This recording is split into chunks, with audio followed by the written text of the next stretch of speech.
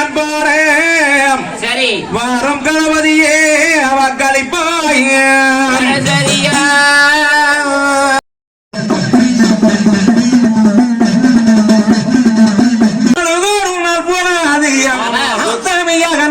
உடனே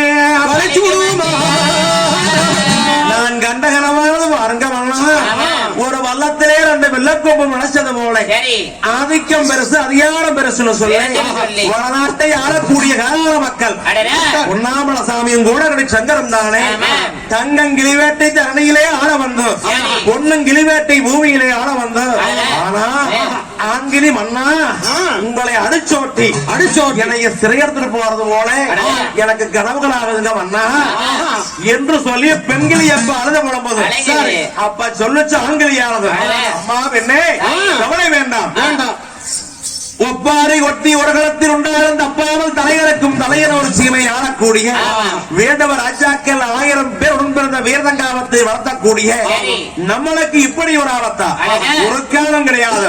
ஆனால் வனங்கள் இருக்குது. வனங்கள்ல தானே ஒவ்வொரு வனங்களே ஒவ்வொரு காவல் கிளையமாக இருக்கு. நல்ல கிளைக்கு வேங்கன் காவல், வெட்டை கிளைக்கு வேங்கன் காவல், பச்சை கிளிக்கு பரிவேங்கன் காவல், கூண்டு கிளிக்கு கொடிய வேங்கன் காவல் இருக்குதுங்களா அம்மா. அதனால இப்படிப்பட்ட காவல் கடினமாக இருக்குது உங்களுக்கு. மட்டும் இல்லாம ஆனா விருட்சகத்துல தானே 5 தலை நாகேந்திரன் காவல் இருக்குது, சென்னாகன் காவல் இருக்குது, கருநாகன் காவல் இருக்குது. அண்ணா அது மட்டும் இல்லாம சட்டவால் வேங்கன், தடைவால் வேங்கன், முட்டிவால் வேங்கன், முனைவால் வேங்கன் என்று சொல்லக்கூடிய 60 அடி நீளம் உள்ள வேங்கன் காவல் இருக்குது. நம்மளுக்கு ஏதோ ஒரு ஆபத்து வராது கவலை இல்லாம என்று சொல்லையிலே அப்ப சொல்லச்சு பெண்கிளியானது பத்தினியால் கண்டகனா பலதொரு நாள் போகாது, உத்தமையா கண்டகனா உடனே பழிக்குதுங்களே சாமி. இவனைய சிறையெடுத்துட்டு போனா நீங்க தவிப்பீங்க இளதா குறைக்கு அழகா மட்டும் தீரவா போகணும். எனக்கு சுவாமி தலையெழுத்து அப்படி இருந்தா நாம 2 பேரும் பிரிஞ்சுதான் ஆகணும். அதனால நாங்க அரிய துறைக்காக காவேரிய நீந்தனா விதிய துறைக்கு எனக்கு படைச்ச சுவாமி என்று சொல்லி ஆண்கிளி வெண்கிளி இரண்டும் மனதகரியை உண்டாக்கி அப்ப ஆலாவரச்சகத்துல மீண்டும் படுத்து உறங்குது. அப்படி படுத்து உறங்குகின்ற பொழுது காரா மலர்ச்சி பெற்ற ஆரடியன் வீரபாகன், பொங்க பரட்சி பெற்ற குலவாத்து வீரபாக சாம்பகன் தானே இந்த கிளிகள் இப்படி பேசுகின்ற பொழுது இதையெல்லாம் கேட்டா நயனவாசியே. இந்த நயனவாசிகள் எல்லாம் காதல கேட்கிறே நமது அங்காய சொன்ன பிரகாரம் இந்த கிளி சொப்பனம் கண்டு அழுத புலம்பது தாமுட்டத்தால் இடமுட்டு இடம் மாறி போனாலும் போயிடும். நாம சென்று இசவாங்களை கூட்டிட்டு வரணும். நல்ல சமயோ வேத சமயம் நல்ல சமயோ வேத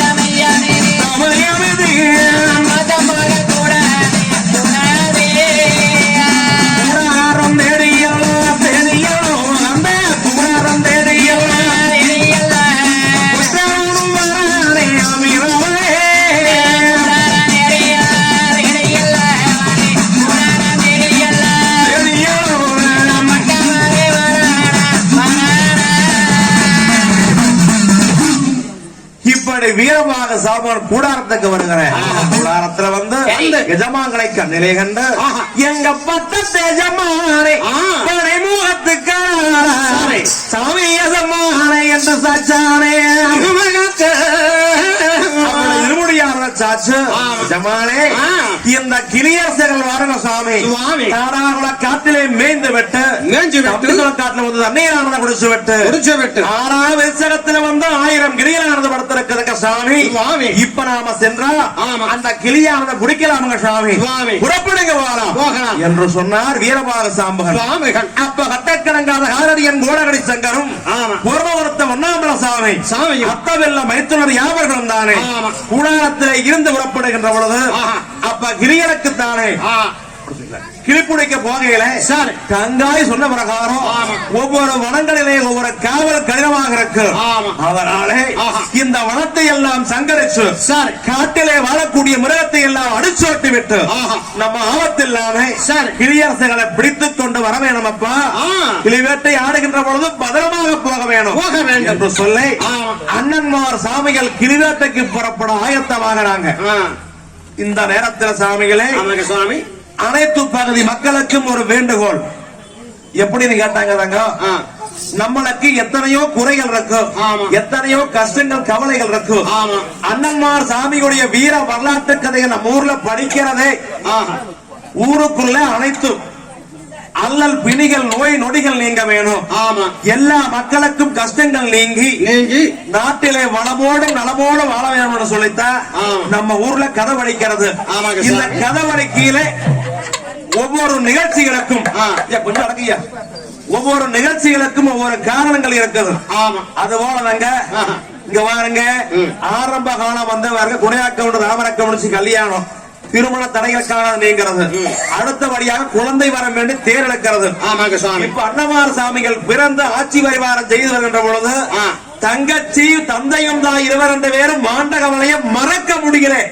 எனக்கு கவலையாக இருக்குதுங்கன்னா அதனால இந்த கிளி கொண்டு வாங்க மாண்ட கவலையை மறக்காக்கு என்ன சொல்லி தங்கச்சி கிளி கேட்கிறாங்க அன்னமார் சாமி கிட்ட. அண்ணன்மார் சாமிகள் தங்கையின் வேண்டுகோளை இணங்க காட்டிலே வாழக்கூடிய மிருகத்தை எல்லாம் சங்கரித்து வனத்தை எல்லாம் அழிச்சோட்டி கிளிப்பிடிக்க போறாங்கன்னு சொன்னா தங்கச்சிக்கு எப்படி வேண்டுதல் நிறைவேறுகிறதோ கவலைகள் நீங்குதோ அது போல பாருங்க தங்க.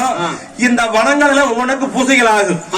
பூசை ஆகையிலே வேண்டுதல் வேண்டக்கூடியவர்கள் அண்ணன்மார் சாமி எப்படி இந்த வனங்களை எல்லாம் அழைச்சு வெற்றி கிளிப்பிடிச்சுட்டு வராங்களோ அது போல தங்களுக்கு என்ன கவலை என்ன குறை இருக்குதோ அந்த கவலைகளையும் குறைகளை மனமுருக வேண்டி என்னுடைய குறைகள் நீங்க வேணும், என்னுடைய கவலைகள் நீங்க வேணும் என்று மனசார வேண்டி நீங்க ஆண்டவனை வேண்டி இருங்க தங்கா, தியானமாக இருங்க.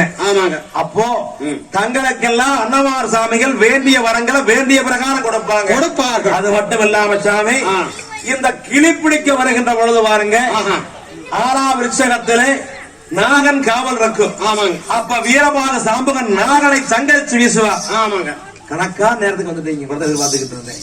அப்படி நாகனை சங்கரிக்கின்ற பொழுது பாருங்க, இந்த நாகனை வெட்டினா நாகனுக்கு பால் நெய்யானது ஊத்தி நாகனை எரிக்கணும். அப்படி எரிக்கிறதுடைய காரணம் என்னன்னு கேட்டா ராகு தோஷம் கேது தோஷம் இப்படி தோஷ நிவர்த்தி உள்ளவர்கள் சுவாமி இந்த பாம்பை எரிக்கின்ற பொழுது பாருங்க மாத்துல காணிக்கையானது போட்டு இந்த பாம்பை எரிக்கிற பால் நெய்யானது ஊத்தி வேண்டியது மெய்யானா நம்ம வாருங்க. ஆனா திருநாகேஸ்வரம் போய் வேண்டுவோம், பரிகாரம் பண்ணுவோம். இந்த ராஜதோஷ கேதோஷத்துக்காக தோஷம் இங்கே நிவர்த்தி ஆகும் என்பது ஐதீகம். அதனால சாமிகளே இந்த நாகனை சங்கரிச்சு அதை எரிக்கையில இப்படி தோஷம் உள்ளவர்கள் வந்து பாருங்க காணிக்கையானது வச்சு பால் நெய் ஊத்தி வேண்டிக்கலாம் என்பதை பணிவன்போடு தெரிவித்துக் கொள்கிறோம். ஏன்னா சொல்லாமட்ட யாருக்கு ஒண்ணும் தெரியாது. அதனால தாங்க சொல்லி இருக்கிறோம். நீங்க தாங்க சொல்லுங்க டவுட்டும் எங்களை கேள்வி எதா இருந்தாலும் நீங்க ஒரு முடிவு எடுக்க வேண்டாம். அப்படி இப்படின்னு டவுட்னா எங்களை கேளுங்க, அதுக்கு விளக்கம் கிடைக்கும். அடுத்தபடியா சாமிகளை அவருக்கு பூஜை ஆரம்பம். சாமிகள் வந்து நிறைய ஆடுனா சாமி எல்லாம் அமைதி காத்து மிக சிறப்பான முறைகளை அண்ணன்மார் சாமிகளை மனமுருக வேண்டி தியானம் செய்யபடியா கேட்டுக்கிறோங்க. சாமி சத்தம் செல் போடாம உள்ள வந்து குறுக்கியும் உருக்கியும் முழுகாம, ஏன்னா கத்திகளை எடுத்து விளையாடுகின்ற பொழுது கத்திகள் பட்டத்தை காயமாகி போயிடும். அதனால தாங்க பாதுகாப்பா இருக்கணும் என்பது தாங்களுக்கெல்லாம் தெரிவித்துக் கொள்கிறோம். பாருங்க மாலை வாங்கிட்டு வந்தவையோ தங்கா வந்து புச பண்ணி மாலை போட்ட பிற்பாடு அன்னமார்களுக்கு மாலையானது போட்டு வேண்டிக்கலாம்.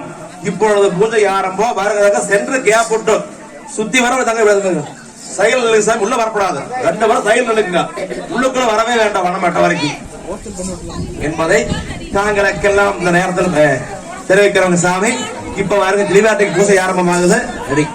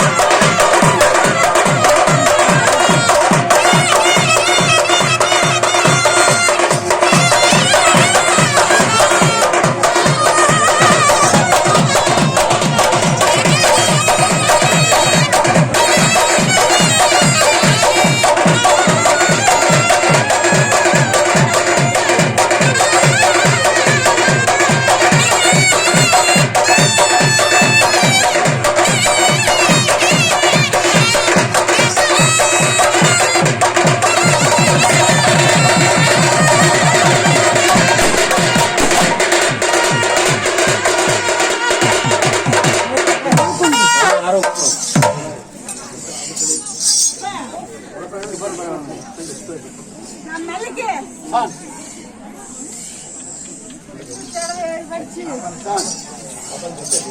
பாகிஸ்தான் வந்து 7 படிச்சு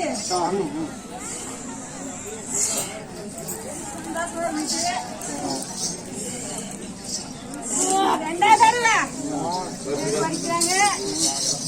இதே மாதிரி 2 ஆண்டு 3 ஆண்டு கழிச்சு 7 படிச்சீங்கன்னா நாளைக்கு சந்தோஷத்தை கட்டிக்கு தருணப்பா.